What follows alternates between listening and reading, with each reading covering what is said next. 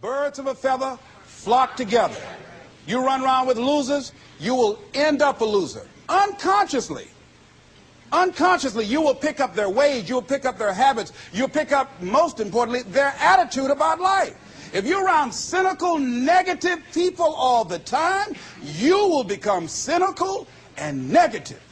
So you got to watch yourself. Many of us are living out the lives of other people, living out their conclusions, living out of their consciousness. The other thing is that you begin to looking at your life and looking at what it is that you want to achieve. Another crucial thing that you must do is align yourself with powerful people.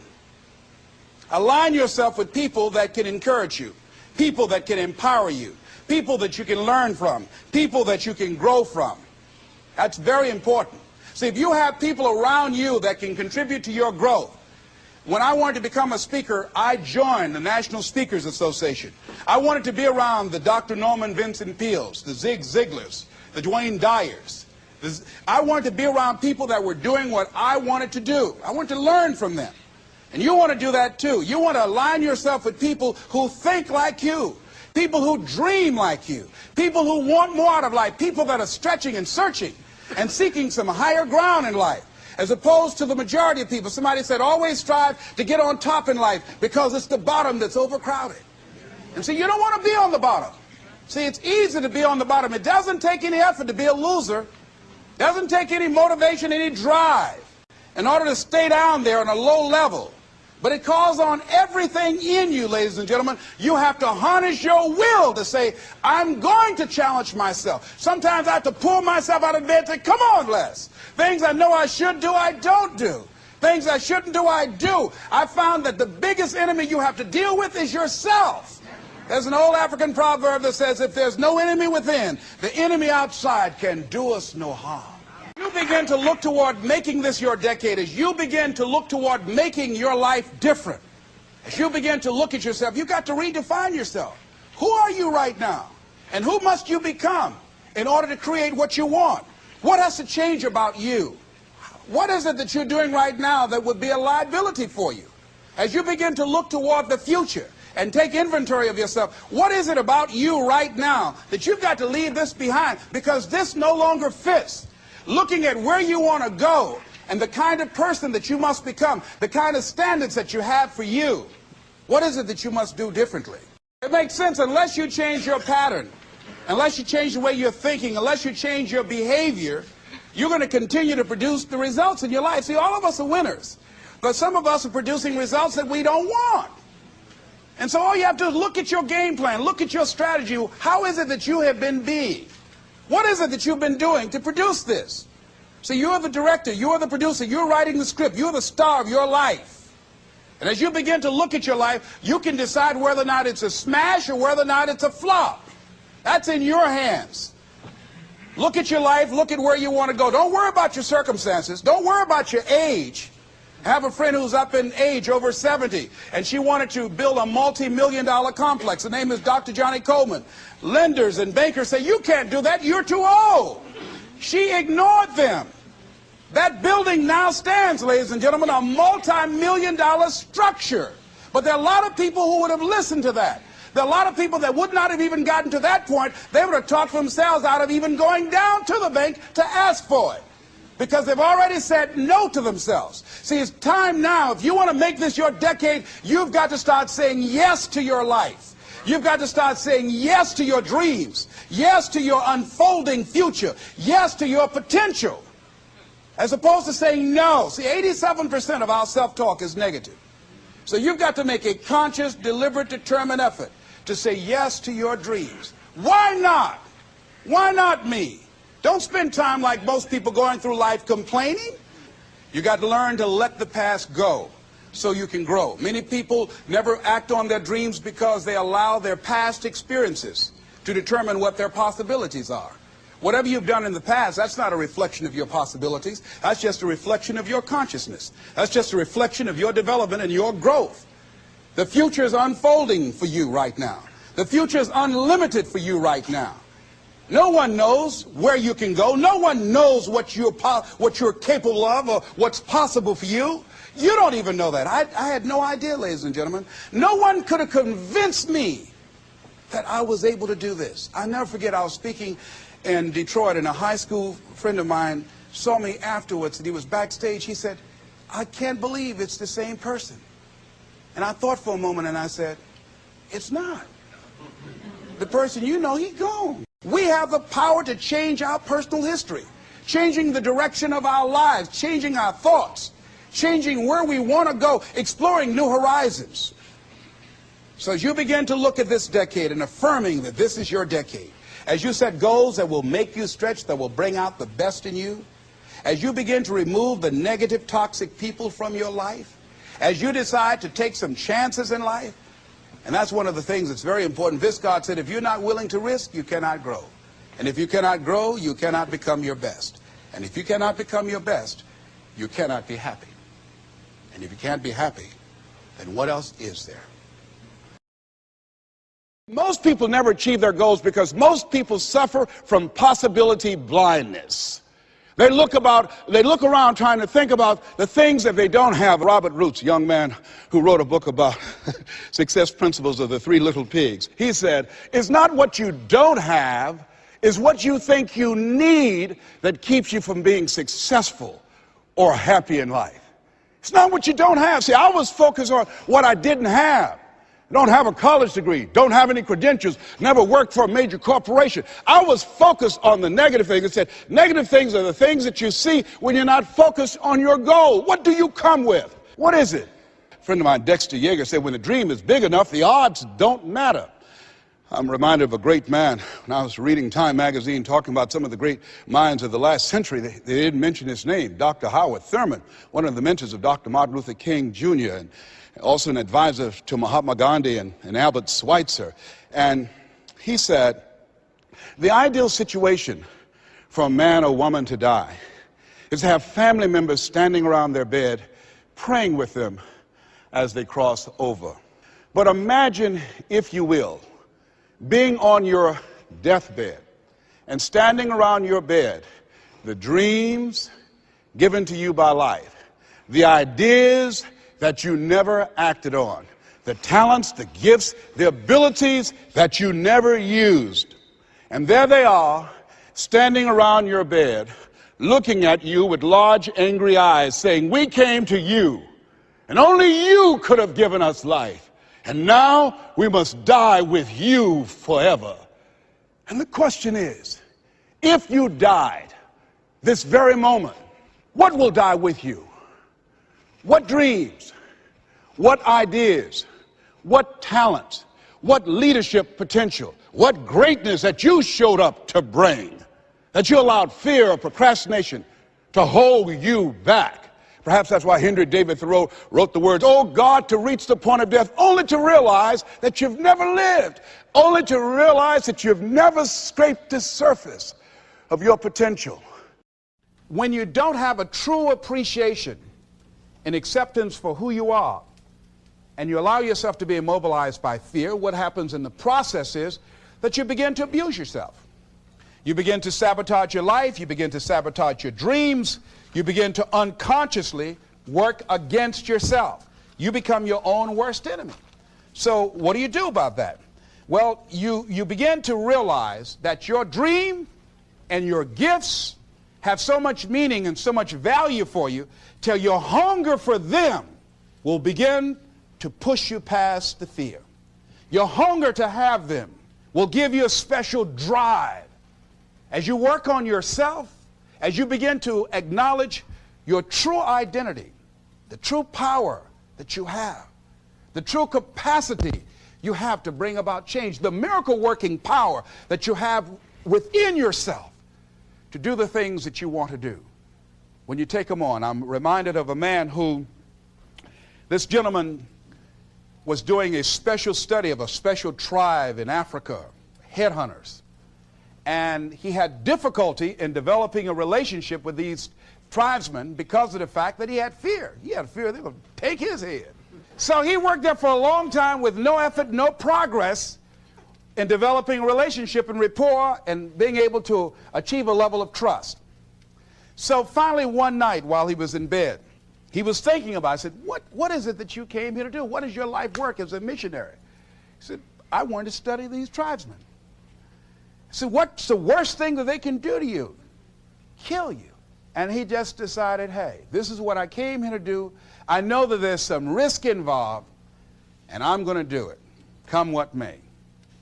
He said, I'm not going to be afraid anymore. He went back the next day, and he started doing the work and trying to talk to and interview many of the members of this tribe. And they began to respond to him. They threw out the welcome mat to him. And years later, when people came to see what his progress was, they asked him, how were you able to do this? How did you convert the relationship from being hostile to that of being positive? And he said something I think has value for all of us. He said, when life can no longer threaten you with death, he said, what else is there? And the majority of the fears that we have are not life or death fears. They're not those kind of fears. But through our imagination, we blow them out of proportion, and we give them more power than they actually have or deserve, and we permit them to govern our lives. We permit them to determine how far we can stretch out on our dreams and discovering our stuff. And as we begin to look at ourselves and begin to, wait a minute, just getting to the point as you assess yourself and begin to prove yourself and just say, wait, hold a minute. I've been sweating this out. What's the worst thing that can happen to me on this? Will it kill me? Will I die? Why am I going through all of these changes over this? How much power does this really have? And am I the one that's feeding the power into it? See, a lot of times we allow ourselves to be fed and to be programmed into being afraid. I mean, you watch the news and read the newspaper, you'll be scared to come out the house. Am I right? You'd be afraid. So what kinds of things, what kinds of thoughts are you feeding your consciousness? What kind of things are you putting in your mind that will enable you to either move forward or to justify why you're staying where you are? I remember when I ran for state representative in Columbus, Ohio, and I had a lot of people telling me, and you got to watch not only the conversation within, but the conversation without, telling me, Les, you can't possibly win. You can't do that. And I went down to the legislature, and I saw myself. I knew what I wanted. I saw myself in the chair. I pointed out the chair that I wanted. I used to go and sit up in the galleries and watch the legislative process. I used to go to the committee meetings and listen to legislation being introduced. I learned how to write legislation, how to amend legislation. I started thinking like a legislator, got up every day dressing, thinking like that, selling myself on it, seeing myself in the legislature. Mr. Speaker, I'm the gentleman from the 29th House District. I'd like to introduce a bill. I went in the legislature, walked around. I had the experience of it. And when I ran and won against overwhelming odds, they were shocked. I won the election even before it was held because I was living it in my mind. You want to see yourself beyond your circumstances. You got a challenge, see yourself beyond your challenge. See yourself with the challenge already resolved. And knowing that all is well, seeing yourself in control and in charge of your destiny, being healthy and happy. The next thing is, it is important in the area of motivating yourself, it's important to know why you're doing it. Because that mind will say, why bother? Why go through all this? This is too hard. No, throw in the towel. It's not worth it. Has it ever said that to you before? Here's how you can handle that. Here's how you override that. Write down 5 reasons why you deserve it. Why do you deserve what you want? Why you? Why do you deserve it? What meaning and value will it bring to your life? What's so different about you that you deserve your goal or this goal? And when you write down those 5 reasons, when you have some down moments, and you're going to have them, when that conversation starts talking to you, and it's going to talk to you, what you will do is you can pull that out and read it, and it will build you up. It will be your rod and your staff to comfort you through some challenging moments, because you're going to have some. Life will knock you between the eyes. It will catch you on the blind side, come out of nowhere, stuff you can't anticipate that will knock the wind out of you. You want to give up. That's why it's important for you to work on yourself, listening to tapes, building yourself up, talking to yourself with power, feeling, and conviction, building yourself up day in and day out, because it's coming. I guarantee you, life is just waiting. Oh, he's doing good now, huh? Very good. I remember I had an experience. I was pursuing my dream. And that's why you have to work on yourself. You don't know what's going to happen.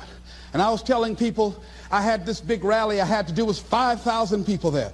And I said, you must work on yourself. If you want a larger vision, you've got to empower yourself continuously, because life will catch you on the blind side.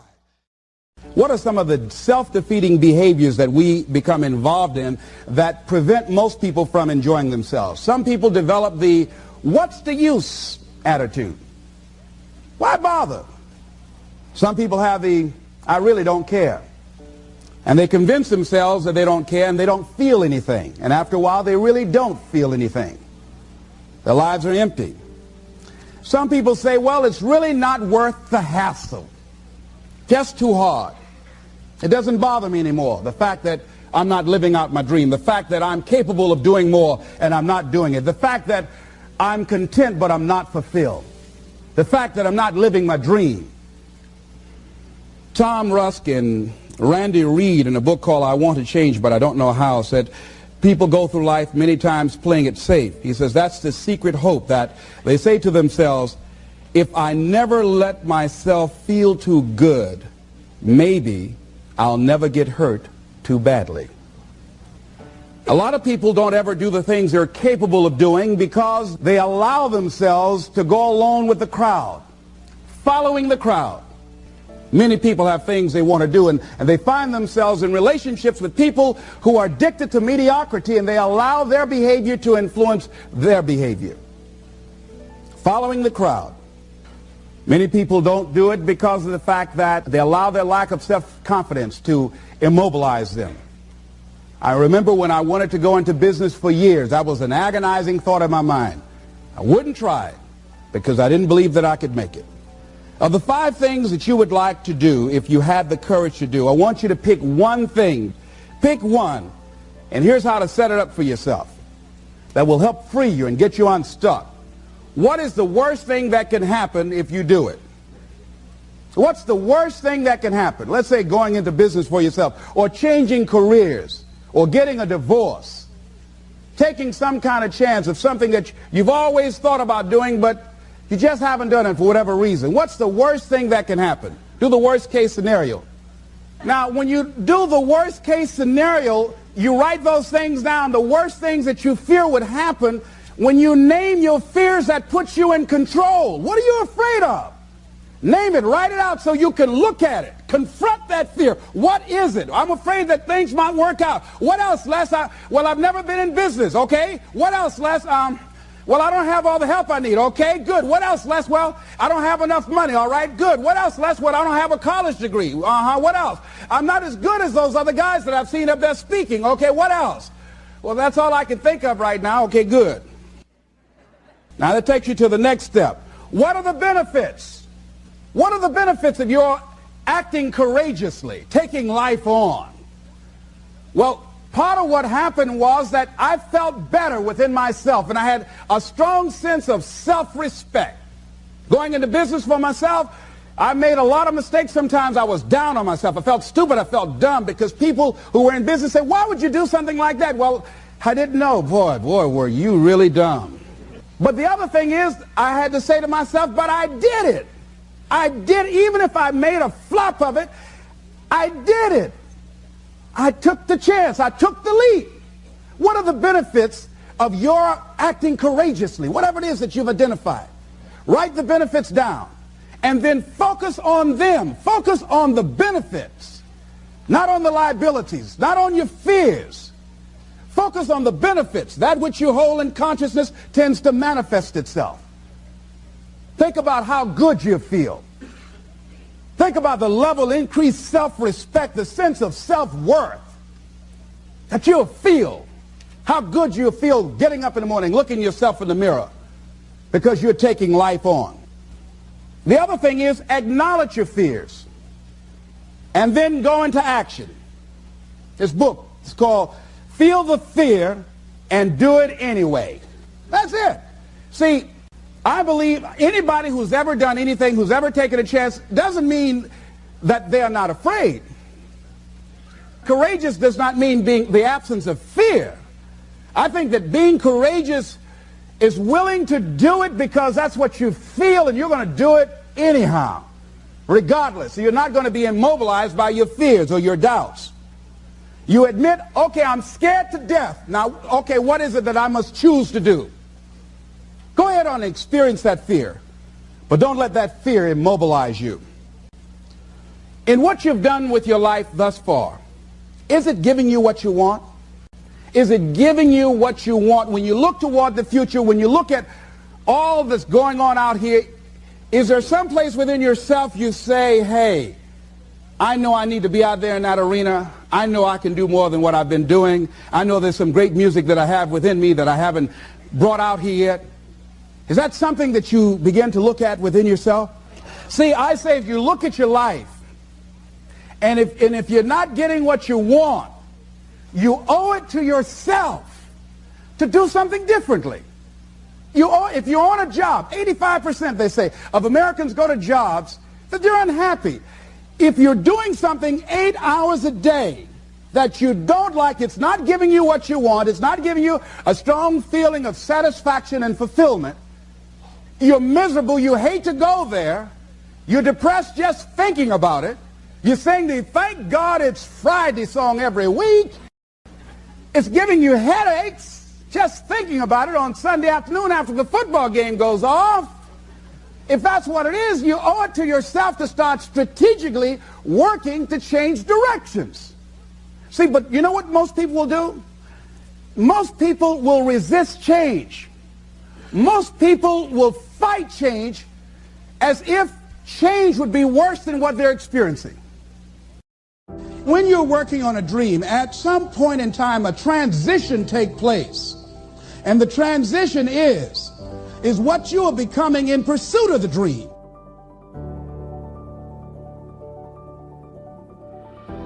Because even if you don't get the dream, you become such a strong and powerful person, it will so change your life, you can look at something else and say, well, I think I'll go do this then.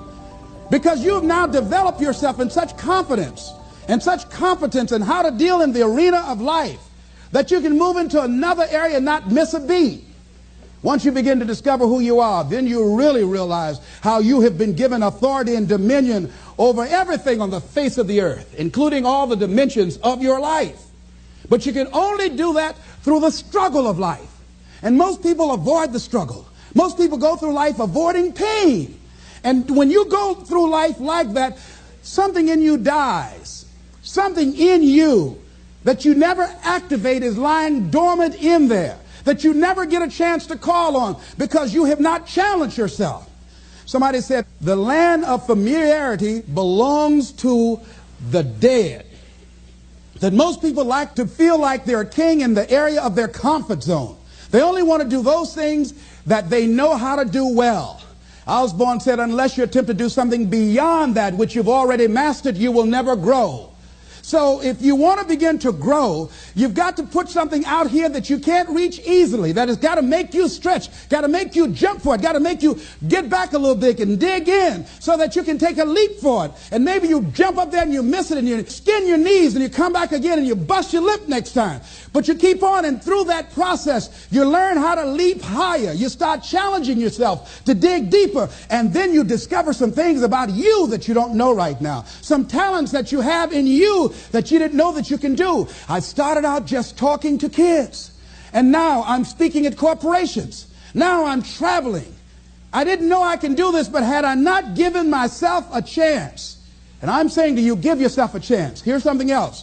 If you want to begin to make your stuff happen for you, I think that it's very important that you start trusting yourself. Listen to yourself. Listen to that still small voice within you. Don't try and make everything logical. There are some things about life that defies logic, that you just can't explain how the outcome is going to be. that once you begin to trust yourself and your ideas and your instincts, life takes on a whole new meaning, because now I want you to do that feeling that you are led. Just feel, I am led. I remember the worst speech I had ever given in my life. I let someone exploit a fear that I had. For years I had a tremendous inferiority complex because I'm not college educated. And this person knew this. And she said, let me write this speech for you. You're going to speak at Ohio State University. Those people are very educated there, and they're going to know when you make grammatical errors, and they're going to know because of the substance of your speech that you are not literate. I care about you. I don't want you to embarrass yourself. So this person proceeded to write a speech for me. I had a speech in my mind, but this person was stronger than I was negatively than I was positive about my own thoughts. And I gave my power away. With my permission, I allowed this person to guide me to do something that I really didn't want to do.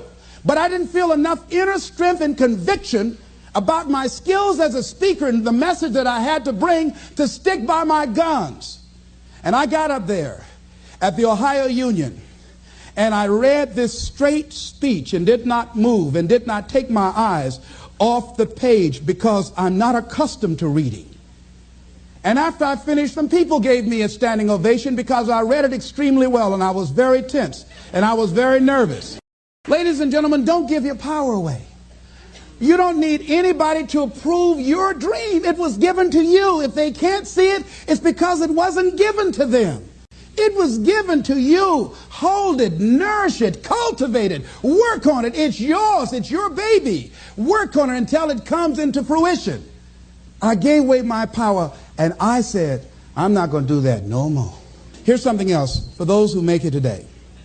Do what you know is right. Treat people like you want to be treated. Don't try and take any shortcuts. Don't try and cheat. Pay your dues up front. I believe, ladies and gentlemen, what goes around comes around. You can pay now, or you will pay double later. So do the right thing.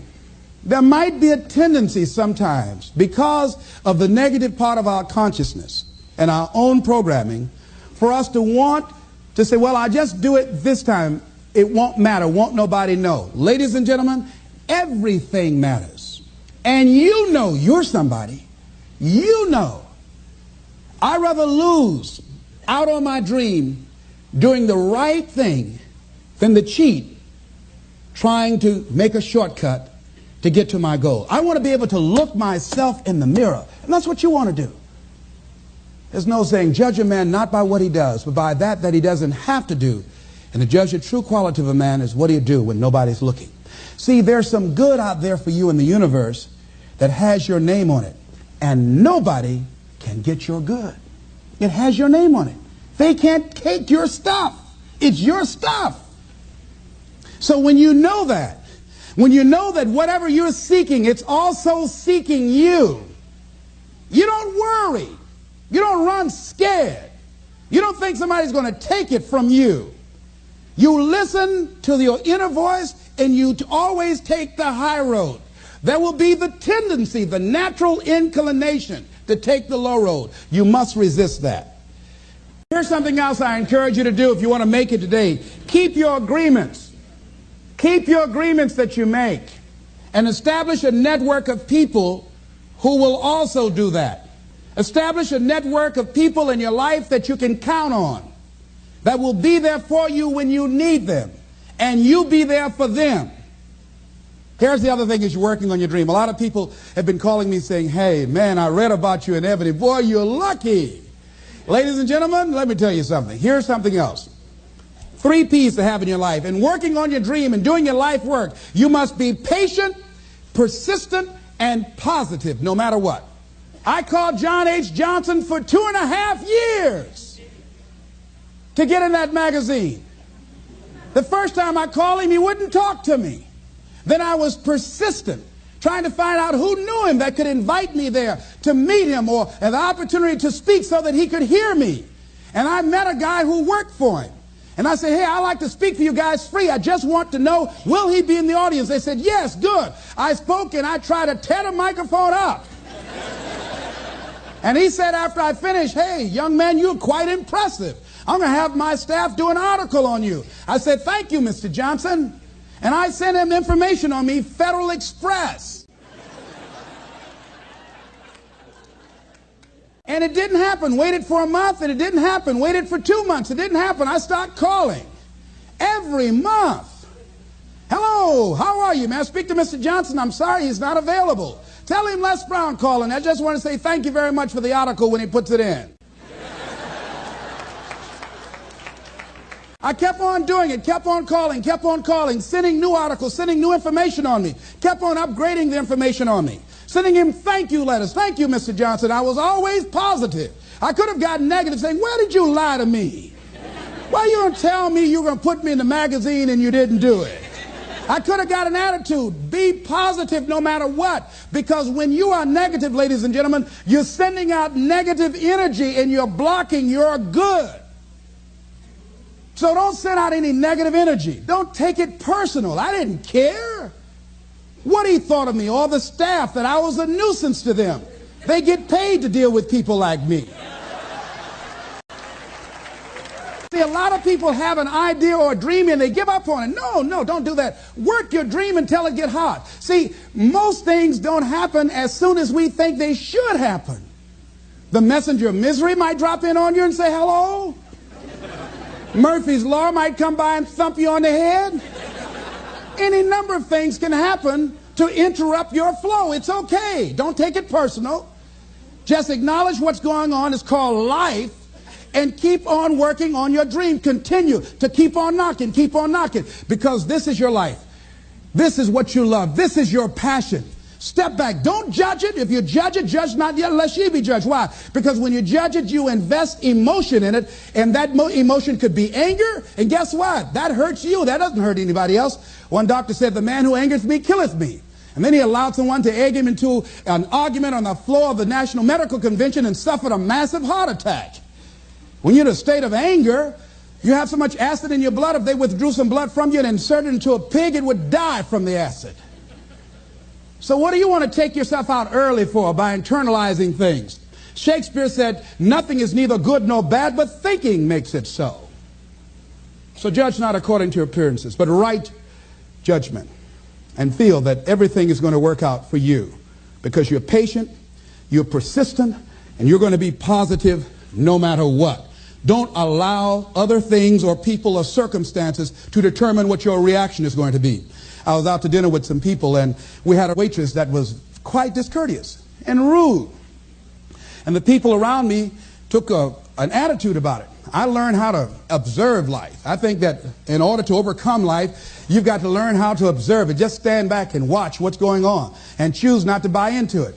I said, excuse me, ma'am. I said, do you know what TIP stands for? She said, no. I said, TIP stands for to ensure promptness. We've been sitting here a long time. I want to give you $5 up front to ensure a prompt meal. Would you assist me? She gave me the biggest smile and said, oh, of course I will. And I said, by the way, I'm not with these people. I'm going to be sitting at another table. Please put my meal over there. Serve them by themselves. See, I don't want to make anybody angry who goes behind closed doors to prepare my food. Oh, no. So don't allow people to determine how you are going to respond to them or circumstances. Learn to look at it. A friend of mine, Tom Perkins, handsome, articulate man in his mid-50s. He had a tremendous business, and at the height of his success, someone was killed in his business. He was sued and lost $750,000. Lost his business, lost his family, lost his home, everything. He was devastated, ladies and gentlemen. He started living in his car. He would wash up in a McDonald's across from Howard University on Georgia Avenue in Washington, D.C. He said, Les, I was so depressed. He said, I had everything, and then one day I lost it all. He said, I didn't want to live anymore. He got some sleeping pills, and he took over 35 sleeping pills, and he laid down, folded his hands across his chest, and he said he went to sleep to die. 2 days later, much to his amazement, he woke up. He couldn't even get that right. I said, what happened then, Tom? He said, an incredible thing happened. He said he was laying there for a moment. He said, and a voice said to him inside his mind, it wasn't your life to take. That was one thing. He said, since that day, when I get any major challenges, I don't take it on myself personally. I feel that I've got somebody with me. He said, I'll never leave you nor forsake you. He said, hey, I said, God, you got to handle this for me. This is too much for me. He said, I don't sweat the challenges of life. Repeat after me, please. Don't sweat the small stuff. Don't sweat the small stuff. Because it's all small stuff.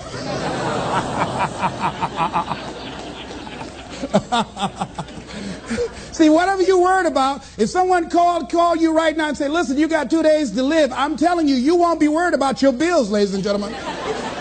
You won't be worried about whether or not somebody loves you or cheating on you because you're about to check out. Okay?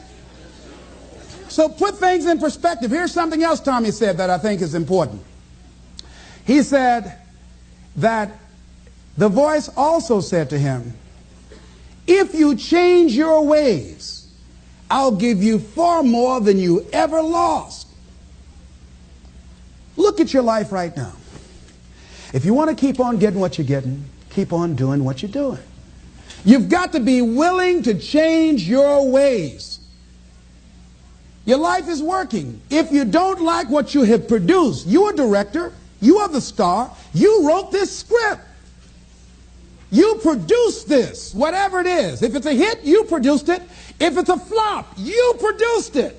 Take ownership of it and decide to go back to the drawing board and rewrite the script that you are the star of. You have the power to do that. On this day, you can declare that I'm going to change. As you look back on your life, you can decide that I don't like what I produced here, and I want higher ground. I want to begin to experience more love. I want to have more adventure in my life. I want something that gives my life a sense of meaning. Ladies and gentlemen, I've been selected to head up a program called Project Life in Chicago, training thousands of kids. And I had the experience, we had our second session this past Monday. And to see these young people when they came in, and to see the young people and the parents and the community volunteers when they went out. One young man from the Cabrini Green housing projects who didn't want to be there, who came up and said, I want you to know I'm so glad to be here. And he said, I'll never be the same again. He said, thank you, Mr. Brown. He said, I just got to go now, but thank you, sir. I'll never be the same again.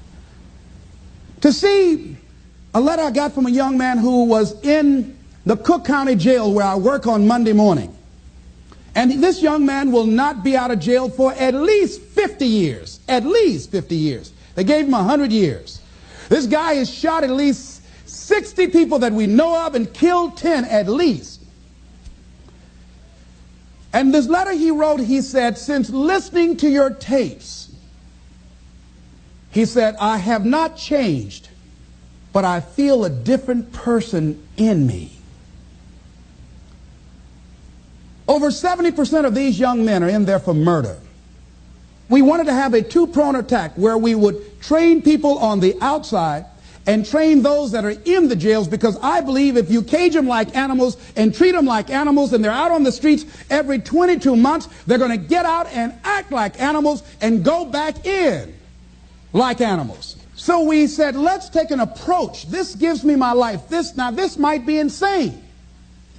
But I felt so good. I believe, ladies and gentlemen, if we can accept the possibility of that this is the decade of consciousness. That's what I believe that this is. The decade of consciousness, if you please. A time where we can begin to create in folks' minds the idea, the possibility that we can create a more humane society, the possibility that we can create more love, communication, and understanding in relationships, the possibility that we can create the kind of respect for diversity and difference in our multicultural society, the possibility that we can begin to develop the mindset to bring out the best in people, to encourage them to achieve their greatness and support them in their dreams, that if we can, in this decade of consciousness, to begin to see and envision that happening, and that we all can play a role, that we were born for such a time as this, that we showed up for this, that we survived 1 out of 9 million sperms, and we have been chosen for this great work. Here's something else to recognize. Wherever you are on the ladder of life, and I was reading in Dr. Norman Vincent Peale's latest book called The Power of Positive Living, which I think is his greatest work, and he has something in there, a section called Comeback Power. Wherever you are in life, ladies and gentlemen, you've got comeback power. I don't care how low you are. I don't care what you have done. I don't care what you have experienced. I don't care how devastated your life might appear to be, the shambles it might be in. There's a power in you that can enable you to be stronger and better than anything that's out here. One man who came to the training, he was not a kid. And I knew he had a drinking problem. And he was looking at me, and I could smell alcohol on him. I said, excuse me, come here, come here, come here. He said, what is it? I said, let me tell you something. I want you to know you've got something in you that's stronger than that poison you're putting in your body. Do you understand me? And he was looking, he was backing up. He said, no. He said, I don't know, man. I said, it is. I said, that's why you're here. Something drew you here. And that which caused you to come, you said you want some help. And you need to be around some people that can help you get in touch with your power, because you know that your life deserves this.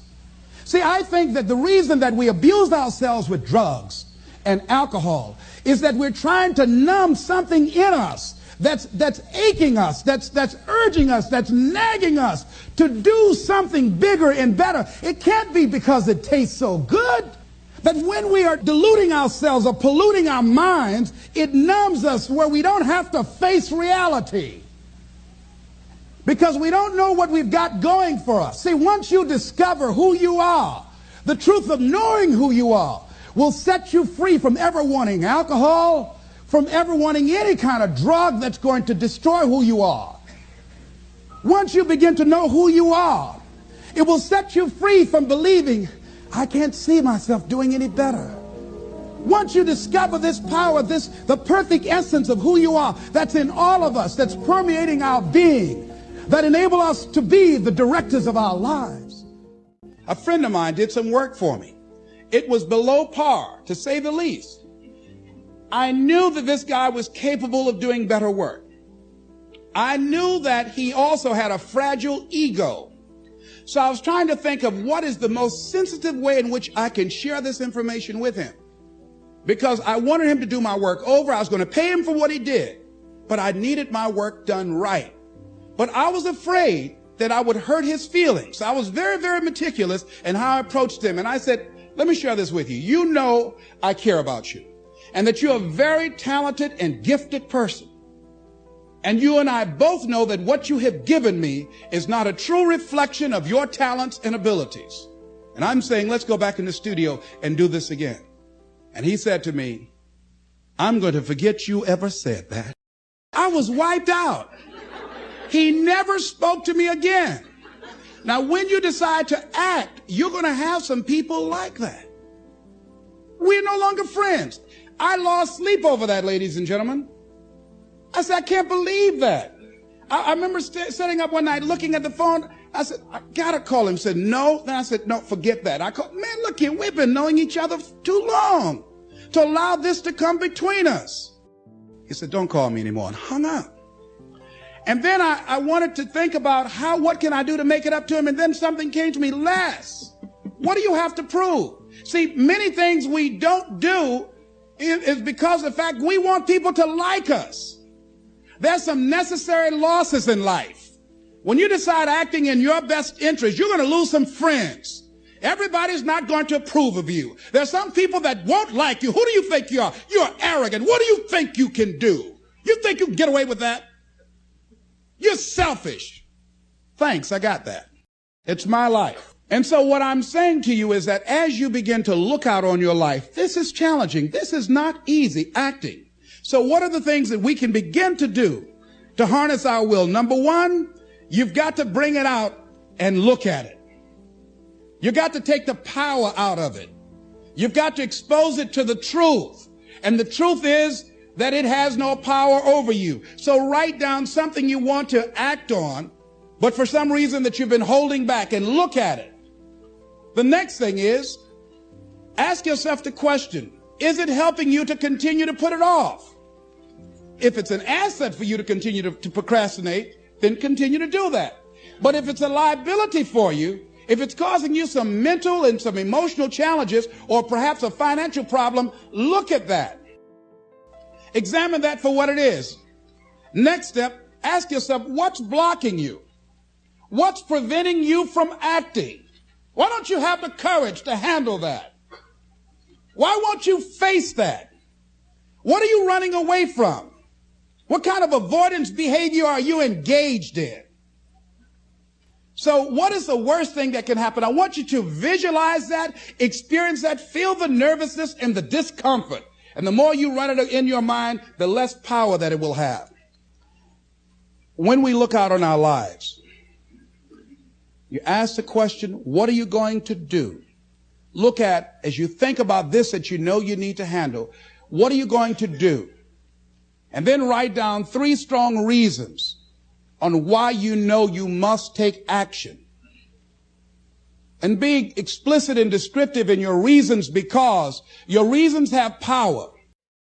Your reasons will drive you. When you have doubt, when your faith becomes weak, your reasons will fortify your faith. When you have an inner conversation, say, no, don't do that.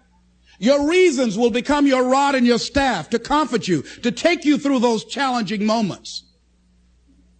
So write down your reasons. And what you will find, that when you decide to act, when you decide to take life on, and let me warn you, it can be painful, it will be uncomfortable, and that's where the growth is. When you're uncomfortable, when you're stretching out, when you're taking life by the collar, you're going to get thrown to the ground again and again and again. But when you have determination, and you know that what you're doing is right, it gives you your life, it gives a special meaning and power to you, you will have some power from on high. You will discover some things about yourself that will begin to electrify your personality. You'll begin to discover some things about you that you don't know you've got. Some people wish they could do better, but some people expect to do better. Where are you on that? Let's look at what are the things we can do to increase our self-approval, our self-appreciation, our self-acceptance. Here's number 1, love yourself. Make caring for you the highest priority in your life. Take care of you. Look out for what truly satisfies you. We're not taught to love ourselves. We're not taught to look out for ourselves. We're not taught to take care of ourselves, to become sensitive to our wants, to our needs, our desires. So make a conscious effort. Make you number 1 priority. Your peace of mind. Your health is more important than your family and any and everybody. Because if you don't have peace of mind, if you don't have your health, you can't serve anybody. Don't neglect yourself. A lot of us, and particularly ladies, have been groomed to be sacrificial lambs, putting their dreams on the back burner in deference to their children's dreams or their husband's dreams or their family's dreams, and forget about themselves, and then become resentful and angry and bitter. So start taking care of yourself, looking out for you. Develop a health plan. Your health is all you got. So start taking care of you, eating nutritious meals, willing to exercise your body, taking care of this body, loving yourself. So do some good stuff for yourself on purpose. Take some time out for you. I have some good things I do for me. One of the things I enjoy that I do, I take spiritual baths. My assistant introduced me to someone called Sister Sarah, who gave me my first spiritual bath. I never heard of this before. She told me about it. And I said, come on, Regina, spiritual bath. And Sue, my secretary's husband, named Larry, he said, a spiritual bath for $50, I'll give you a spiritual shower. But I play soft music. I've taped some of my favorite music. I burn a candle, and I have different oils that I put in the tub of hot water, and I have flowers that I picked, and I saw Coming to America, with Eddie Murphy. They were sprinkling little flowers on the ground. So it gives me a feeling of royalty. So I sprinkle these flowers in the water, and I soak. I like doing that. And I soak, and sometimes I read or just relax and enjoy the music and just cool out. That's my time for me. Put the answering service on. I just block out some time for me. I'm into meditation. I've been working and exercising now. Just doing some things for me, taking care of myself mentally, emotionally, and spiritually, and physically. You can't develop and manifest your greatness. You can't be a high achiever if you don't feel good. You don't take care of yourself. So I'm taking care of me. And then you know what? It takes the edge off your life. It helps you to manage things rather than allowing them to manage you. Gives you more personal power to deal with stuff. Take care of you. Now here's something else I suggest for you. Become aware of what your needs are and develop compassion toward yourself despite your human defects. Develop compassion for yourself despite your human defects. You will never be perfect. Hello. You will never be perfect. You're human. You've made a lot of mistakes. You've done a lot of dumb, stupid things. Guess what? You're not through yet. You're going to do some more. Hurry up and get it over with. It's all right. Got to learn to be gentle with yourself. Make it all right. What you don't know, mistakes that you make. It's okay. Handle it. Learn from the experience. Decide that you are going to, whatever you become involved in, to be upfront, to be true to yourself. Are you getting what you need out of it? And be upfront with people and tell them what you need from them. Don't assume that they know. Don't say, I thought you knew. No, tell people up front, here's what I need from this in order for this to work for me. Be upfront with your stuff. Tell them up front so they're not surprised later on. So your feelings aren't hurt later on. See, if they tell you up front they can't do it, now you know you can keep on stepping. But tell people up front, here's what I want. In order for me to play this game with you, if we're going to dance, this is what I got to get out of it. See, if you don't take care of your needs, guess what? You will always have that nagging song in the back of your mind say, well, when do I get mine?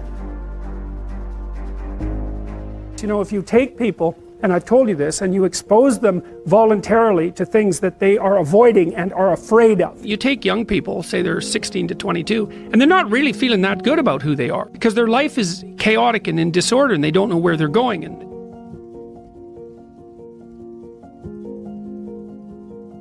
if you take people, and I've told you this, and you expose them voluntarily to things that they are avoiding and are afraid of, that they know they need to overcome in order to meet their goals, their self-defined goals. If you can teach people to stand up in the face of the things they're afraid of, they get stronger. And you don't know what the upper limits to that are, because you might ask yourself, like, if for 10 years, if you didn't avoid doing what you knew you needed to do, by your own definitions, right, within the value structure that you've created to the degree that you've done that, what would you be like? Well, there are remarkable people who come into the world from time to time, and there are people who do find out over decades-long periods what they could be like if they were who they were, if they spoke their being forward. And they get stronger and stronger and stronger, and we don't know the limits to that. We do not know the limits to that. And so you could say, well, in part, perhaps the reason that you're suffering unbearably can be left at your feet, because you're not everything you could be, and you know it. And of course, that's a terrible thing to admit, and it's a terrible thing to consider, but there's real promise in it, right? Because it means that perhaps there's another way that you could look at the world and another way that you could act in the world, so what it would reflect back to you would be much better than what it reflects back to you now. I often ask undergraduates how many hours a day you waste or how many hours a week you waste, and The classic answer is something like 4 to 6 hours a day. You know, inefficient studying, watching things on YouTube that not only do you not want to watch, that you don't even care about, that make you feel horrible about watching after you're done. That's probably 4 hours right there. You know, you think, well, that's 25 hours a week, it's 100 hours a month, that's 2.5 full work weeks, it's half a year of work weeks per year. And if your time is worth $20 an hour, which is a radical underestimate, it's probably more like 50 if you think about it in terms of deferred wages. If you're wasting 20 hours a week, you're wasting $50,000 a year. And you are doing that right now. And it's because you're young, wasting $50,000 a year is a way bigger catastrophe than it would be for me to waste it, because I'm not going to last nearly as long. And so if your life isn't everything it could be, you could ask yourself, well, what would happen if you just stopped wasting the opportunities that are in front of you? You'd be who knows how much more efficient, 10 times more efficient, 20 times more efficient. That's the Pareto distribution. You have no idea how efficient people get. It's off the charts.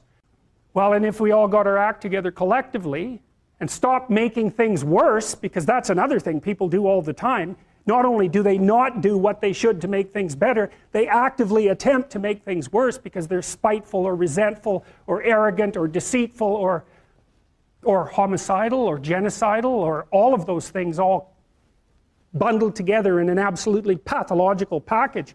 If people stopped really, really trying just to make things worse, we have no idea how much better they would get just because of that. One of the things psychologists have done for the last 20 years, especially the social psychologists, is push this idea of self-esteem. You should feel good about yourself. And I think, why would you tell someone 20 that? It's like, you should feel good about who you are. It's like, no, you shouldn't. Why should you feel good about who you are? It's like, you should feel good about who you could be. I'm not saying that people shouldn't have confidence, but like often you take young people, say they're 16 to 22, and they're not really feeling that good about who they are because their life is chaotic and in disorder and they don't know where they're going and they don't know which way is up. But the thing is, it has to be stated with precision. It's like, you should treat yourself as if you're valuable, especially in potential. But you should concentrate on who you should become, especially if you're young. And so let's say you're miserable and nihilistic and chaotic and depressed and all of that now, and you have your reasons, you know, terrible parenting, abuse, all of those things. It's like, well, you should feel good about yourself. It's like, no, it's not the right message. Is that it's more like you should understand how much potential there is within you to set that straight. And then you should do everything you can to manifest that in the world, and it will set it straight. And that's better than self-esteem. It's like, you're in a crooked, horrible position. Okay, fine. There's a lot of suffering and pain associated with that. Yeah, you can't just feel good about that because it's not good. But you can do something about it. You can genuinely do something about it. And I think all the evidence suggests that that's the case. So I'm telling young people, look, no matter how bad your situation is, I'm not going to pretend it's okay. It's not okay. It's tragic, tainted with malevolence. And some people really get hurt by malevolent people, like, you know, terribly hurt. Sometimes they never recover. It's really awful. But there's more to you than you think. And if you stand up and face it with a positive, with a noble vision, with discipline and intent, you can go far farther to overcoming it than you can imagine. And that's the principle upon which you should predicate your behavior. And I think that one of the things that's really nice about being a clinical psychologist is that this isn't just guesswork. Like, one of the things, we know two things in clinical psychology. One is truthful conversations redeem people. Because if you come to a clinical psychologist whose worth is salt, you have a truthful conversation. The conversation is, well, here's what's wrong with my life, and here's what caused it. You know, maybe it takes a year to have that conversation, and both of the participants are doing everything they can to lay it out properly. Here's how it might be fixed. Here's what a beneficial future might look like. And so it's a completely honest conversation if it's working well. And all that's happening in the conversation is that the two people involved are trying to make things better. That's the goal. Let's see if we can have a conversation that will make things better. Okay, so we know that works. It does make things better. And then another thing we know is that, well, let's say there's a bunch of things that you're afraid of that are in your way. So you have some vision about who you want to be. Maybe you have to, you know, you want to be successful in your career, so you have to learn to talk in front of a group. It's like, okay, well, you're afraid of that. It's like, no wonder you don't want to be humiliated. So, okay, so what do we do about that? Well, maybe we first get you to speak in front of one person and then 3 people, you know, for 5 minutes and then for 10 minutes. Like, graduated exposure to what you're afraid of, voluntary graduated exposure to what you're afraid of, is curative. And that's true. It works. The documentation is in. It's how people learn. So to tell people that if you confront the world forthrightly, if you speak the truth, and you expose yourself courageously to those things that you're afraid of, that your life will improve, and so will the life of people around you. Like, as far as I'm concerned, that's as close to undeniable fact as we've got. And it also dovetails nicely with the underlying archetypal stories, the heroic stories. It's like, go out there, find the dragon, confront it. It's a dragon, it might eat you, it's dangerous. But it's worse to cower at home and wait for it to come and devour you. Go out there, confront it, get the gold, share it with the community. It's like, yeah, it's the oldest story of mankind. What could you do to improve yourself? Well, let's step one step backwards. The first question might be, why should you even bother improving yourself? And I think the answer to that is something like, so you don't suffer any more stupidly than you have to. And maybe so others don't have to either. It's something like that. You know, like there's a real injunction at the bottom of it. It's not some casual self-help doctrine. It's that if you don't organize yourself properly, you'll pay for it, and in a big way, and so will the people around you. Now, and you could say, well, I don't care about that, but that's actually not true. You actually do care about that, because if you're in pain, you will care about it. And so you do care about it, even if it's just that negative way, you know. It's very rare that you can find someone who's in excruciating pain who would ever say, well, it would be no better if I was out of this. It's sort of, pain is one of those things that brings the idea that it would be better if it didn't exist along with it. It's incontrovertible. So you get your act together so that there isn't any more stupid pain around you than necessary. Well, so then the question might be, well, how would you go about getting your act together? And the answer to that, and this is a phenomenological idea too, it's something like, look around for something that bothers you and see if you can fix it. So now you think, well, let's say you go into you can do this in a room. It's quite fun to do it just when you're sitting in a room, like a room, maybe your bedroom. You can sit there and just sort of meditate on it and think, okay, if I wanted to spend 10 minutes making this room better, what would I have to do? And you have to ask yourself that, right? It's not a command, it's like a genuine question. And things will pop out in the room that you know, like there's a stack of papers over there that's kind of bugging you, and you know that maybe little order there would be a good thing, and you know, there's some rubbish behind your computer monitor that you haven't attended to for like 6 months, and the room would be slightly better if it was a little less dusty and the cables weren't all tangled up the same way. And like, if you allow yourself just to consider the expanse in which you exist at that moment, there'll be all sorts of things that'll pop out in it that you could just fix. And you know, I might say, well, if you were coming to see me for psychotherapy, this easiest thing for us to do first would just be to get you to organize your room. You think, well, is that psychotherapy? And the answer is, well, it depends on how you conceive the limits of your being. And I would say, start where you can start. You know, if something announces itself to you, which is a strange way of thinking about it, as in need of repair, that you could repair, then hey, fix it. You fix 100 things like that, your life will be a lot different.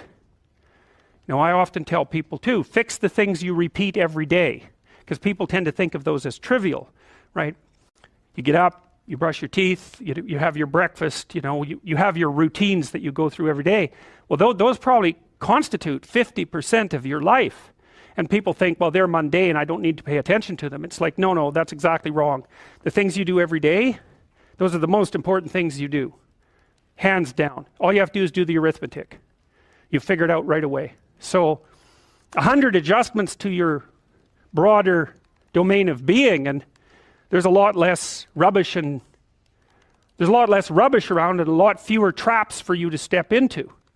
And so that's in keeping with Jung's idea about erasing once you've got your mind and your emotions together, and once you're acting that out, then you can extend what you're willing to consider yourself and start fixing up the things that are part of your broader extent. Now, sometimes you don't know how to do that. So you might say, imagine you're walking down Bloor Street and there's this guy who's like alcoholic and schizophrenic and has been on the streets for 10 years. He sort of stumbles towards you and, you know, incoherently mutters something.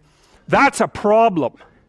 And It would be good if you could fix it, but you haven't got a clue about how to fix that. You just walk around that and go find something that you could fix, because if you muck about in that, not only is it unlikely that you'll help that person, it's very likely that you'll get hurt yourself. So, you know, just because while you're experiencing things announce themselves as in need of repair doesn't mean that it's you right then and there that should repair them. You have to have some humility. You know, you don't walk up to a helicopter that isn't working and just start tinkering away with it. You have to stay within your domain of competence. But most of the time, if people look at their lives, you know, it's a very interesting thing to do. I like the idea of the room, because you can do that at the drop of a hat. You know, you go back to where you live and sit down and think, okay, I'm going to make this place better for half an hour. What should I do?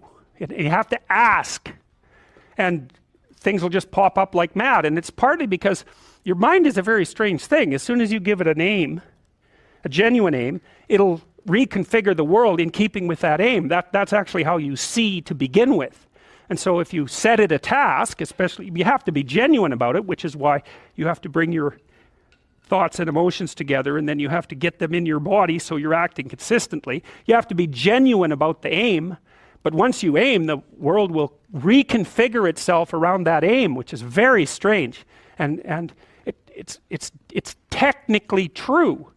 You know, the best example of that, you have all seen this video where you watch the basketballs being tossed back and forth between members of the white team versus the black team, and while you're doing that, a gorilla walks up into the middle of the video and you don't see it. It's like, you know, if you thought about that experiment for about 5 years, that would be about the right amount of time to spend thinking about it. Because what it shows you is that you see what you aim at. And that, man, if you can get one thing through your head as a consequence of even being in university, that would be a good one. You see what you aim at. And so because one inference you might draw from that is, be careful what you aim at. Right? What you aim at determines the way the world manifests itself to you. And so if the world is manifesting itself in a very negative way, one thing to ask is, are you aiming at the right thing? I read the story. It was an autobiography, if I remember correctly, of the captain. I might be wrong about that, but I've got the basic story right. Well, they had a shipwreck in the Antarctica. And then they were there for a whole year.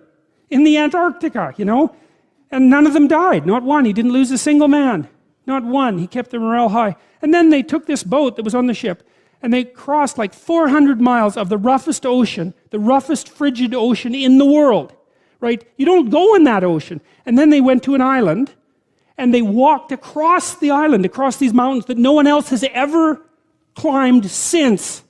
And they went to the city on the other side of the island, and they got a boat, and they went and rescued their compatriots, and everyone survived.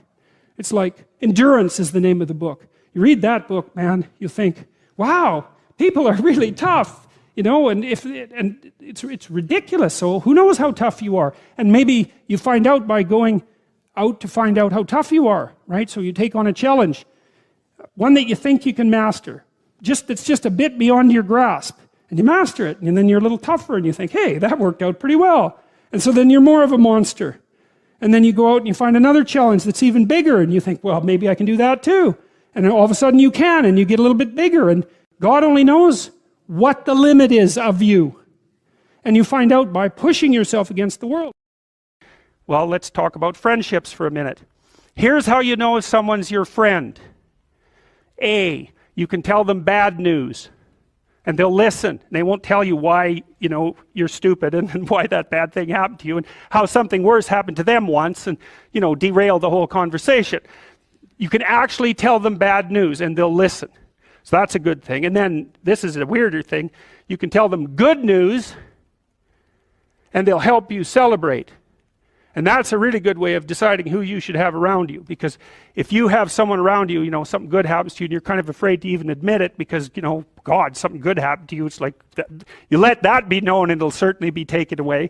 So, you know, you come out and you sort of tell someone half-heartedly that something good happened to you, and they give you a whack and then talk about, you know, the great thing that happened to them 3 years ago, or worse, the great thing that happened to someone that they knew 3 years ago. You know, it's like, go away from that person. They're not helpful to you, and they're not helpful to themselves either. And so you want to surround yourself, you got to think about this. You got to surround yourself with people who want the best for the best part of you. You can hang around with weasels and losers that are trying to pull you down to justify the fact that they're spiraling downhill as well. And you know, the upside of that is you don't have to have any responsibility, and you can all whine about how wretched life is, you know, so that's pretty attractive. But I would say it's also a bad medium to long-term plan. And so it's acceptable and desirable to try to surround yourself with people who are facilitating your development. You know, and you might say, well, I've got people around, I know them well, you know, they're not doing that well, and they don't fit into that category. It's like, what's your point? What are you going to do with them exactly? If they'll listen and cooperate with you and move towards a better future, great. If they don't pay any attention and they keep doing the same damn things over and over and they're not going anywhere and it's painful, then maybe the proper thing to do is say, you just have your misery. I'll go off and have my life. And maybe you'll wake up at some point in the future and think that's a better way of being. Because just putting up with it is, well, they call that enabling, right? You put up with that sort of behavior, you're providing tacit consent for it and even tacit approval. It's like, it's a bad idea. You have, I would say, both the right and the responsibility to surround yourself with people who are good for the best part of you.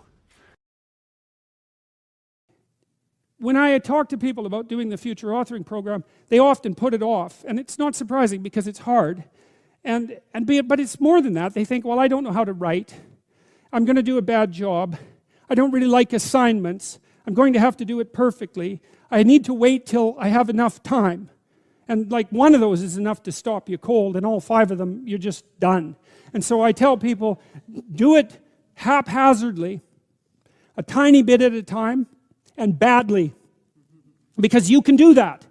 I tell my students when they're doing their thesis, master's thesis, write a really bad first draft. And then we have a little conversation about that because they don't think I mean that. Because it sounds like a cliche in some sense. It's not a cliche. It's not a cliche at all. It means you're a terrible writer. But if someone put a gun to your head and said, you have to have your 100-page thesis done by next Monday or I'll shoot you, but I don't care how terrible it is, you would sit down and write it. And the thing is, then you have it, right? Then you have something, and then you can fix it. You can iterate and fix it. That bad first draft, that's the most valuable thing, and so that's what you need. You need a bad first draft of yourself. And there's an idea that Jung developed about the trickster and the jester, the comedian, right? That the trickster is the precursor to the savior. That's one of the things I learned from Jung that was just, it's so unlikely. You'd never think that. It's so amazing that might be the case, but the satirical and the ironic and the troublemaker, the comedian, the fool is the precursor to the savior. Why? Because you're a fool when you start something new. And so if you're not willing to be a fool, then you'll never start anything new. And if you never start anything new, then you won't develop. And so the willingness to be a fool is the precursor to transformation. And that's the same as humility. And so if you're going to write your destiny, you can do a bad first job. You're going to get smarter as you move forward.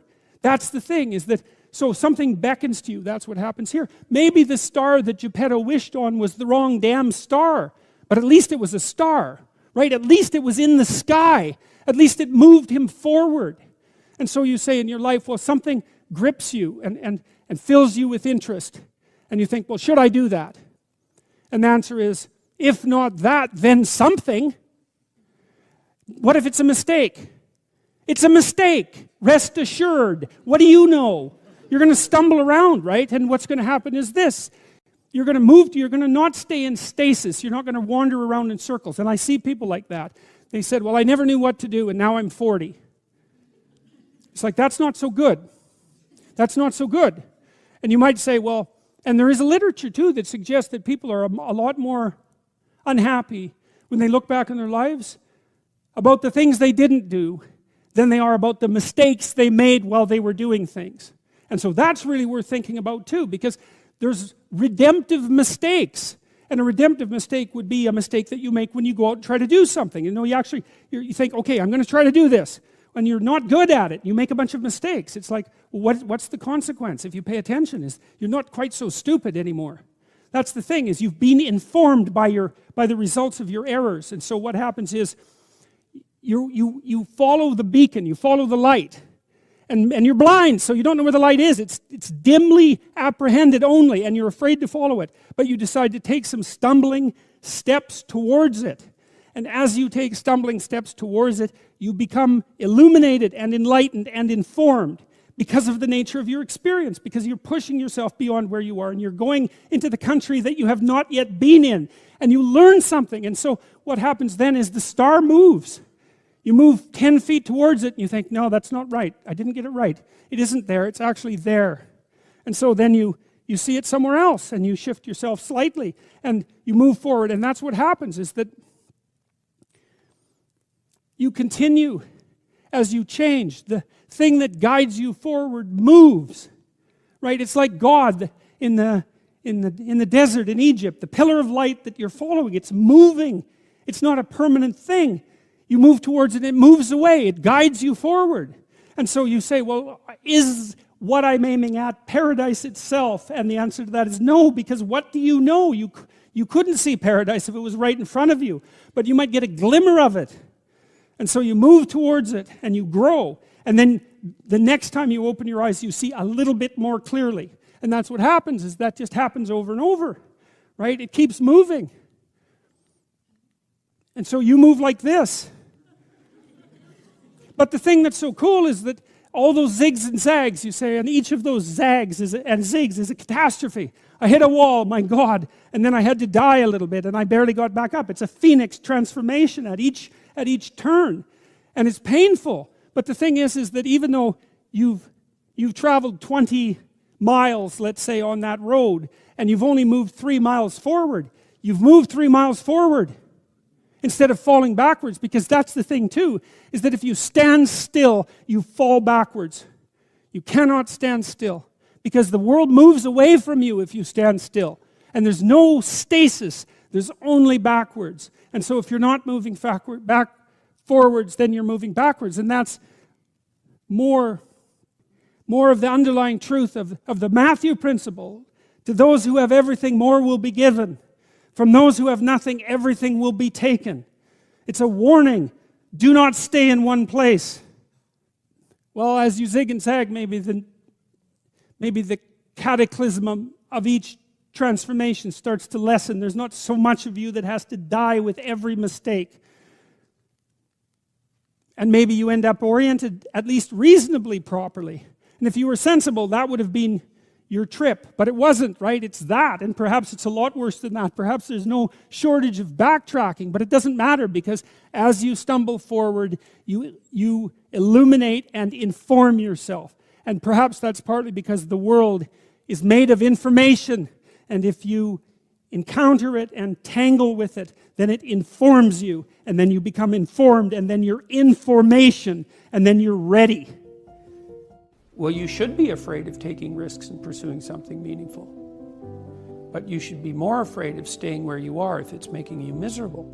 It's like the first thing you want to do is dispense with the idea that you get to have any permanent security outside of your ability to contend and adapt. It's the same issue with children. It's like you're paying a price by sitting there being miserable. And you might say, well, the devil I know is better than the one I don't. It's like, don't be so sure of that. The clock is ticking. And if you're miserable in your job now and you change nothing, in 5 years you'll be much more miserable and you'll be a lot older. Now, I'm not talking about what makes you happy. It's a luxury to pursue what makes you happy. It's a moral obligation to pursue what you find meaningful. And that doesn't mean it's easy. It might require sacrifice. If you need to change your job too, let's say you have a family and children and a mortgage, you have responsibilities. You've already picked up those responsibilities. You don't just get to walk away scot-free and say, well, I don't like my job, I quit. That's no strategy. But what you might have to do is you think, well, this job is killing my soul. All right, so what do I have to do about that? Well, I have to look for another job. Well, no one wants to hire me. It's like, okay, maybe you need to educate yourself more. Maybe you need to update your curriculum vitae, your resume. Maybe you need to overcome your fear of being interviewed. Maybe you need to sharpen your social skills. Like, you have to think about these things strategically. If you're going to switch careers, you have to do it like an intelligent, responsible person. That might take you a couple of years of effort to do properly. I think it's more important to have an ethos, an ethic. So I have a program, for example, called the Future Authoring Program, which is a writing program that enables people to develop a vision for their life and then to develop a strategy. And so it's based on the idea, imagine that, and it's an extension of the ideas in the book, or at least something along the same lines. The first thing that you want to do is figure out, imagine you were taking care of yourself, like you were someone you cared for, which is rule number 2, by the way, essentially. Then you should figure out, well, if you could have what you needed and wanted, what would it be? What sort of friends would you have? What would your family relationships look like? How would you conduct yourself with your children? How would you educate yourself? You need to think through how it is that your life could be properly arranged if you had that ability. And then you can aim at that. And the funny thing is that if you do posit a goal of that sort and work towards it, you will move towards it. The goal will change because you'll learn things along the way. But I mean, I've dealt with hundreds of people in my clinical and consulting practice, and we set a goal, we develop a vision and work towards it, and things inevitably get better for people. So it's not a luxury, it's difficult. It's a moral responsibility, and it isn't happiness. It's not, the pursuit isn't for happiness. I've dealt with lots of people who have anxiety disorders, you know. And one thing about people who have anxiety disorders is they are not mysterious to me. I understand, it's no problem for me to understand why people have anxiety disorders, or why they're depressed, or why they have substance use problems. The mystery to me is always why people don't have all of those things at once, because everybody has a reason to be anxious. In fact, we have the ultimate reason to be anxious because we know that we're vulnerable and we know that we're going to die. And how you cannot be anxious under those circumstances is a great mystery. It's a massive mystery. And the same thing applies with regards to depression. And then the same thing applies to some degree with regards to drug and alcohol abuse. As I said last week, there's plenty of reasons to drown your consciousness in alcohol, that's for sure. We could refer to the aforementioned anxiety and depression, not least. And so, and the sorts of drugs that people are prone to take are chemicals that take the affective edge off the tragedy of life. Back to the issue of fear. Abraham is self-conscious, that's what this commentary says, but the thing is he moves forward despite that. He's self-conscious and he knows the danger, but he moves forward despite that. And that's actually the appropriate response in the face of actual non-naive understanding of what constitutes life. Like if you're naive and you move forward, it's like, well, what the hell do you know? You know, there's no courage in naivety because you don't know what there is to stop you. You don't know what dangers you might apprehend. But to be aware of what it is that your problem is, so to be alert existentially, let's say, or to be fully self-conscious means that you're perfectly aware of your limitations and how you might be hurt. And then to make the decision to move forward into the unknown and the land of the stranger. Anyways, I would say that's one of the secrets to a good life. The clinical literature on this is very, very, very clear. What you do with people who are afraid, and to some degree depressed, but certainly anxious, is you lay out what they're anxious about, first of all, in detail. What is it that you're afraid of? What might happen? And then you decompose it into small problems, hypothetically manageable problems, and then you have the person expose themselves to the thing that they're afraid of, and what happens isn't that they get less afraid. That isn't what the clinical literature indicates exactly. What happens instead is they get braver. And that's not the same thing, right? Because if you get less afraid, it's like, well, the world isn't as dangerous as I thought it was, you know, silly me. If you get braver, that's not what happens. What happens is, yeah, the damn world's just as dangerous as I thought, or maybe it's even more dangerous than I thought, but it turns out that there's something in me that responds to taking that on as a voluntary challenge and grows and thrives as a consequence. And there's no doubt about this. Even the psychophysiological findings are quite clear. If you impose a stressor on two groups of people, and on one group the stressor is imposed involuntarily, and on the other group the stressor is picked up voluntarily, the people who pick up the stressor voluntarily voluntarily use a whole different psychophysiological system to deal with it. They use the system that's associated with approach and challenge, and not the system that's associated with defensive aggression and withdrawal. And the system that is associated with challenge is much more associated with positive emotion and much less associated with negative emotion. It's also much less hard on you, because the defensive posturing system, the prey animal system, man, when that thing kicks in, it's all systems are go for you, you know. The gas is pushed down to or the pedals pushed down to the metal, and the brakes are on. You're using future resources that you could be storing for future time right now in the present to ready yourself for emergency. So there's nothing simple or trivial at all about the idea of being called to move forthrightly forward into the strange and the unknown. And there's a real adventure that's associated with that, right? So that's an exciting thing, which is part of the reason why people travel. And then also to see yourself as the sort of creature that can do that, is willing to do that on a habitual basis, is also the right kind of tonic for, I hate this word, for your self-esteem. You know, because the self-esteem has nothing to do with feeling good about yourself. As I already mentioned, there isn't necessarily a reason why a priori you should just feel good about yourself. But if you can view yourself acting in a courageous and forthright manner, and encountering the world and trying to improve your lot, and taking risks, you know, in a non-naive way, well, then you have something that you can comfort yourself with at night when you're wondering what the whole damn point of your futile and miserable life. And that's necessary, because it's often the case that you wake up at 4 in the morning, or at least sometimes the case that you wake up at 4 in the morning when things haven't been going that well, and wonder just what the hell the point is of your futile and miserable life. You have to have something real to set against that. It can't be just rationalizations about how, you know, you're a valuable person among others, even though that's true. That's not good enough.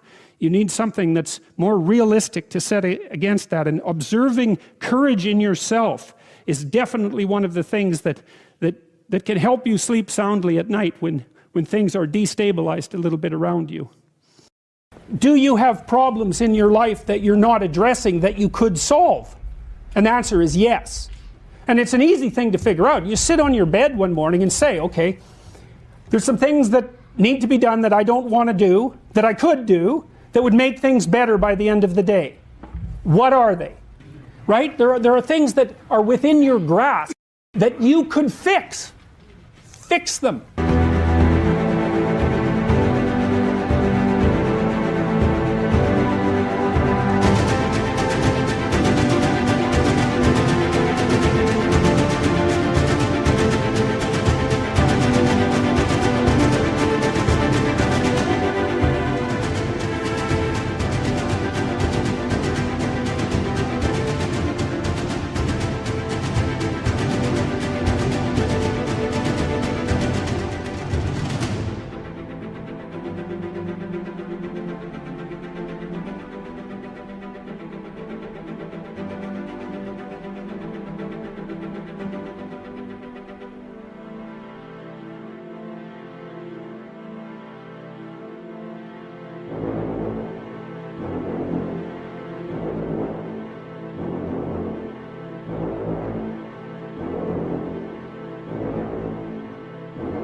And you'll learn, because it's harder than it looks. Fix them, and you'll learn how to fix things, and then something else will beckon as another problem that you could fix. You know, you all have your problems. What does that mean? Like, there's an infinite number of problems in the world. Some of them happen to be yours. Why is that? I don't know exactly. But you have your problems. Great. Solve them. You know, one of the things I learned as a therapist, every therapist has to learn this, is because one of the things you wonder when you're first starting to be a clinician is, how do you not take the catastrophes of your clients home with you? And the answer to that is because it's immoral to. They're not your problems. They're their problems. Like, they're their life. You know, your problems are your life. You don't want to solve someone else's problems for them, because you take away the deep meaning that's to be found in having them work through the problems on their own. And then you steal the credit. Well, I can help you with that. It's like, well, yeah, maybe, but I don't help you with the next problem then. So in any case, you sort out the problems that are right in front of you, and it will make you grow very, very rapidly. And then you'll be able to sort out more complex problems without making them worse.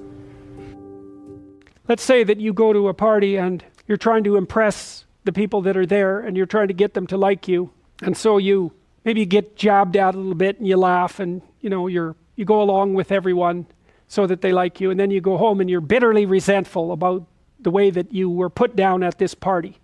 And that's going to make all sorts of aggressive, I wish I could have said, it's going to make all sorts of aggressive and vengeful thoughts sort of flash through your imagination. Well, the first part of the problem is that you were too much persona, right? You sacrificed yourself in some sense at the party so that people would like you. And in the second part, you're refusing to admit to the existence of those elements of you that would have actually protected you from doing that. So let's say you go home and you're all bitter and resentful and you have fantasies of revenge. I mean, that reveals to you the shadow part of you that's aggressive. And the thing is, you actually need that, because if you would have integrated that more successfully into your personality, when you went to the party, you wouldn't have had to let people put you down to get them to like you. Instead of having a face like this, which says, I'll take anything that's coming my way, you have a face and a stance that's more determined and assertive. And if you manifest that properly, people aren't going to mess with you to begin with. But you may have already adopted a morality that says, well, I have to be likable and I shouldn't do anything that causes any conflict and I shouldn't ever, hurt anybody's feelings. And so you're just to present yourself as a punching bag, and you think that that makes you a good person, but it doesn't. And there's no integration of the shadow in that situation. We're having a conversation. I'm deciding I'm going to listen to you. Right? That's different than how people generally communicate, because usually when they communicate, they're doing something like, okay, we're going to have a conversation and I'm going to tell you why I'm right and I'll win if you agree. Or maybe you're having a conversation where, I don't know what you're trying to do. Maybe you're trying to impress the person you're talking to. So you're not listening to them at all. You're just thinking about what you're going to say next. Okay, so that's not this. This is, you might have something to tell me. And so I'm going to listen on the off chance that you'll tell me something that would really be useful for me to know. And so you could think about it as an extension of the Piagetian, Piaget talked about the fundamentally important element of knowledge being to describe how knowledge is sought, the process by which knowledge is generated. Well, if you agree with me and I find that out, I know nothing more than I knew before. I just know what I knew before. And maybe I'm happy about that because, it didn't get challenged. But I'm no smarter than I was before. But maybe you're different than me. And so while I'm listening to you, you'll tell me something I don't like. Maybe it's something I find contemptible or difficult, whatever. Maybe you'll tell me something I don't know. And then I won't be quite as stupid. And then maybe I won't run painfully into quite as many things. And that's a really useful thing to know, especially if you live with someone and you're trying to make long-term peace with them, is they're not the same as you. And their way they look at the world and the facts that they pull out of the world aren't the same as your facts. And even though you're going to be overwhelmed with the proclivity to demonstrate that you're right, it is the case that two brains are better than one. And so maybe 9 of the 10 things they tell you are dispensable, or maybe even 49 out of 50, but one thing, all you need to get out of the damn conversation is one thing you don't know. And one of the things that's very cool about a good psychotherapeutic session is that the whole conversation is like that. All you're doing is trying to express the truth of the situation as clearly as possible. That's it. And so now Roger's proposition, and I'll tell you why he derived it, was that if you have a conversation like that with someone, it will make both of you better. It'll make both of you psychologically healthier. So there's an implicit presupposition that the exchange of truth is curative. Well, that's a very cool idea. I mean, it's a very deep idea. I think it's the most profound idea. It's the idea upon which Western civilization, although not only Western civilization, is actually predicated. The idea that truth produces health. But for Rogers, that was the entire purpose of the Psychotherapeutic Alliance. You come to see me because you want to be better. You don't even know what that means necessarily, neither do I. We're going to figure that out together. But you come and you say, look, things are not acceptable to me, and maybe there's something I could do about that. So that's the minimal precondition to engage in therapy. Something's wrong, you're willing to talk about it truthfully, and you want it to be better. Without that, the therapeutic relationship does not get off the ground. And so then you might ask, well, what relationships are therapeutic? And the answer to that would be, if you have a real relationship, it's therapeutic. If it isn't, what you have is not a relationship. God only knows what you have. You're a slave, they're a tyrant, you know, you're both butting heads with one another. It's a primate dominance hierarchy dispute. Oh, I don't know, you're like two cats in a barrel, or two people with their hands around each other's throats. But what you have is not a relationship. So, all right. We may say that the greater the communicated congruence of experience, awareness, and behavior on the part of one individual, that's a reference to the same idea that I was describing with regards to Jung. So let's say you come and talk to me and you want things to go well. Well, I'm going to have to more or less be one thing, because if I'm all over the place, you can't trust any continuity in what I say. There's no reason for you to believe that I'm capable of actually telling you, I'm capable of expressing anything that's true. So the truth is something that emerges as a consequence of getting yourself lined up and beating all the impurities out of your soul, for lack of a better word. You have to be integrated for that to happen, and you do that at least in part by wanting to tell the truth. The more the ensuing relationship will involve a tendency towards reciprocal communication with the same qualities. So one of the things, I've been quite influenced by Rogers. One of the things I try to do in my therapeutic sessions is, first of all, to listen, to really listen. And then, while I listen, I watch. And while I'm listening, things will happen in my head. You know, maybe I'll get a little image of something, or I'll get a thought or a question will emerge, and then I'll just tell the person what that is. But it's sort of directionless, you know. It's not like I have a goal, except that we're trying to make things better. I'm on the side of the person. I'm on the side of the part of the person that wants things to be better, not worse. And so then those parts of us have a dialogue, and the consequence of that dialogue is that certain things take place, and then I'll just tell the person what happened. And it isn't that I'm right. That's not the point. The point is that they get to have an hour where someone actually tells them what they think. Here's the impact you're having on me. You know, this is making me angry. This is making me happy. This is really interesting. This reminds me of something that you said an hour ago that I don't quite understand. And the whole point is not for either person to make the proposition or convince the other that their position is correct, but merely to have an exchange of experience about how things are set up. And it's extraordinarily useful for people, because it's often difficult for anyone to find anyone to talk to that will actually listen.